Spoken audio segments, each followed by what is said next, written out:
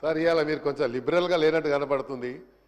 Cut short చేస్తున్నారు. కొంచెం issues చాలా మల్టిపుల్ ఇష్యూస్ ఉన్నాయి. ఒక్క ప్రశ్నకు పరిమితమై మాట్లాడండి.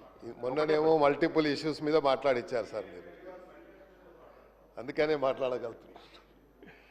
సార్ గతంలో ఎస్ఆర్డిపి కింద కేటీ రామారావు గారు కొన్ని ప్రపోజల్స్ ఇచ్చారు, అవన్నీ టెండర్ కూడా అయ్యాయి.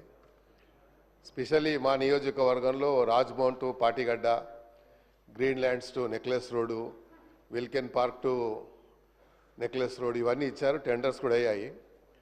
మరి టెండర్స్ అయిన తర్వాత వారి వర్క్ మొదలు కాలేదు. ఎందుకు కాలేదు అనేది ఒకటి అధ్యక్ష. ఇంకోటి, మా నియోజకవర్గంలో ముఖ్యమంత్రి గారి దగ్గరికి స్పెషల్ డెవలప్మెంట్ ఫండ్ కింద మనం ప్రపోజల్ పంపించాము. అది ఇప్పటికీ ప్లానింగ్లో పెండింగ్ ఉంది. మరి ప్లానింగ్ నుంచి ఎందుకు వస్తలేదు అదొక ప్రాబ్లం ఉంది అధ్యక్ష.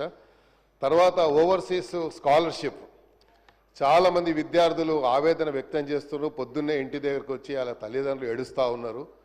ఆ ఓవర్సీస్ స్కాలర్షిప్ అనేది మనకు తెలుసు, ఎడ్యుకేషన్కి మనం ఎంత ఇంపార్టెన్స్, వెల్త్ అండ్ హెల్త్కి రెండింటికి మనం ఇస్తూ ఉన్నాము. మరి మనం ఇలాంటి అప్పుడు ఆ ఓవర్సీస్ స్కాలర్షిప్ నిన్న నేను మంత్రి గారితో అడిగితే మీరు ముఖ్యమంత్రి గారు చెప్పనంటున్నారు, కన్సర్న్ మినిస్టర్ గారు. నేను లిఖితపూర్వకం కూడా ఇచ్చాను అధ్యక్ష. ఇవన్నీ ఇష్యూస్ అనేది చాలా ప్రజలకు సంబంధించిన ఇష్యూస్ కాబట్టి మీరు మా హైదరాబాద్ సిటీలో వర్క్స్ మాత్రము జిహెచ్ఎంసీలో వర్కులు జరగడం జరిగలేదు.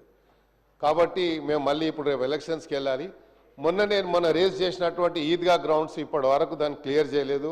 రేపు నమాజ్ చదువుకునేటువంటి ఇంకా 2 రోజులలో మరి ఈద్ వస్తుంది కాబట్టి నేను నిన్న జెడ్సీ గారితో నిన్న కూడా మాట్లాడాను.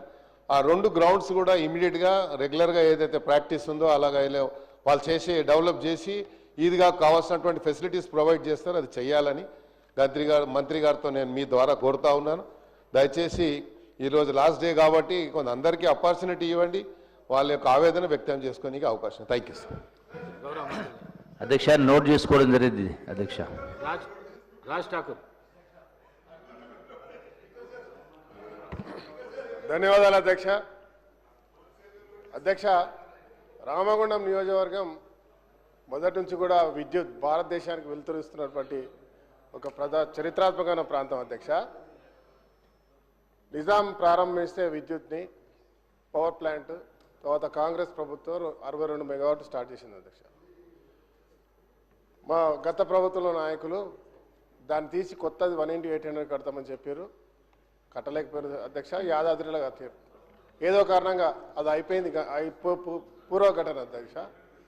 ఈరోజు అనేక పోరాటాలు చేసిన తర్వాత దీక్షలు, ధర్నాలు, ప్రభుత్వాన్ని అనేక సార్లు అడిగితే ఆ రోజు ఉత్తమ్ కుమార్ రెడ్డి గారు, రేవంత్ రెడ్డి గారు, బట్టి విక్రమార్క గారు, శ్రీధర్ బాబు గారు అందరూ కూడా కావాలని మేము దీక్షలు చేసినాం అధ్యక్ష. ప్రభుత్వం వచ్చిన తర్వాత ముఖ్యమంత్రి గారు అక్కడ ఏర్పాటు చేస్తడం జరిగింది. స్వయంగా మా డిప్యూటీ చీఫ్ మినిస్టర్ బట్టి విక్రమార్క గారు కన్సర్న్ మినిస్టర్గా రామగుండంకి వచ్చి అనౌన్స్ చేసిన అధ్యక్ష.